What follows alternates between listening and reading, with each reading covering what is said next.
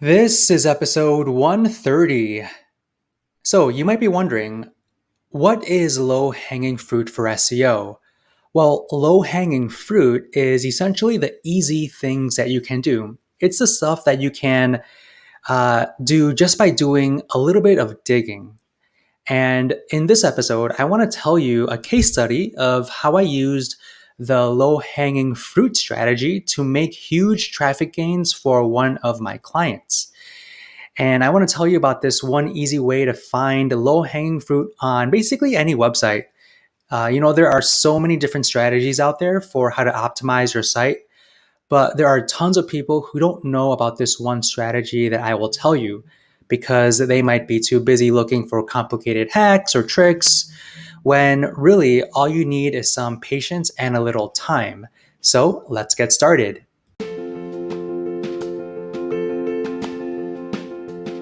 Welcome to the Calm Marketer Podcast. My name is Kenneth Fong, a digital marketer on a mission to help businesses thrive. I'll bring you on my marketing journey where you'll get to learn from my experiences as an INFP navigating an extroverted world and get actionable marketing tips for your business. Thanks for spending some time with me today. Now let's begin. So I've been seeing some huge traffic wins for one of my clients. Like every single year, they get over 200% increase in traffic.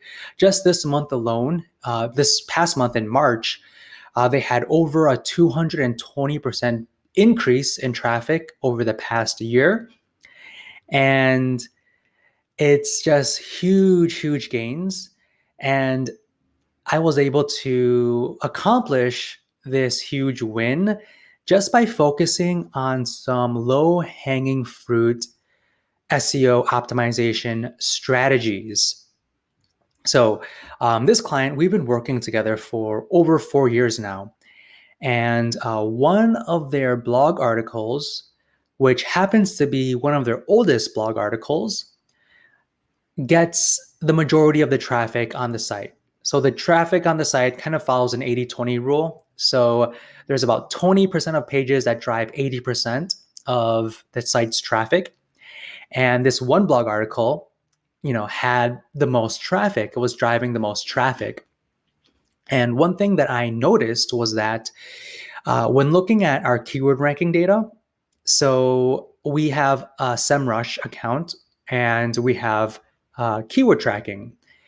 And we noticed that some of the keywords that we were tracking that were ranking for this page were ranking around the second page of Google. So to caveat, this page was kind of like an umbrella page. It was a catch-all page that talked about different automotive laws in each of the 50 states. So every state, has their own laws for everything, right? Even for automotive traffic laws, they have their own laws. So this particular blog page talked about all of the different 50 states. There's a chart on this page that listed out all the different laws. And what we noticed was that the state-specific keywords were ranking around the second page. They were not ranking on the first page. And this page still drove the most amount of traffic, but a lot of the keywords were ranking on the second page. Okay, so that is a huge low-hanging fruit strategy. So if you have a page that is getting a lot of traffic, that is ranking for a lot of keywords, but you notice that some of the high traffic or the high search volume keywords are not ranking on the first page, what I did was I created state-specific pages that went in depth around the automotive laws. So, for example, we were tracking, California laws, Texas laws, Florida laws, Illinois laws, right? And what we did was we created specific articles targeting only those states. All right. So we targeted only those states. And when we published those, our traffic just went through the roof. It went through the roof because now Google was able to rank the keyword, the state specific keywords for the state specific blog articles. So it was a lot more targeted than that umbrella, all encompassing blog page. Okay, so that's a huge, easy, low hanging fruit strategy that you can follow to really boost your site traffic by tenfold, right? And so I was able to find this low hanging fruit by looking at our SEMrush rankings. If you don't have SEMrush, you could also use Google Search Console. So you can just put your URL in there and it'll tell you what all keywords that page is ranking for. And what you can do is just filter by the keywords that are ranking on the second page and see their impression data. So the impression data for those keywords ranking on the second page. And if the impressions are very high, what you can do is create new pages for those keywords. All right. So really amazing strategy that you can implement immediately. Another great tool that you can use is a tool by Surfer SEO. And they recently launched a new feature. It's called Content Planner for the Domain. So what does that mean? What does this feature do?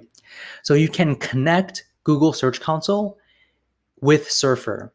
You can connect Surfer into your Google Search Console, and Surfer will pull all of that data in. And what's really great is that you can look at so many other metrics that Google Search Console does not provide you.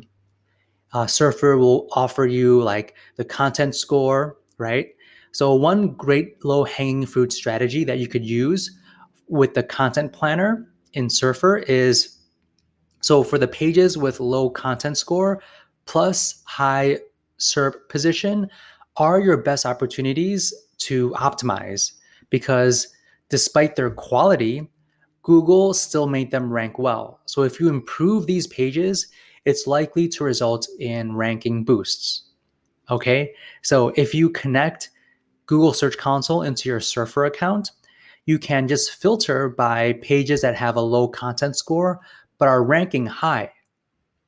So what does that mean? That means Google wants to rank your pages high, but your content score is not that great. But if you improve the content score on these pages, you can show an increase in your keyword rankings. So try this out and you will see gains.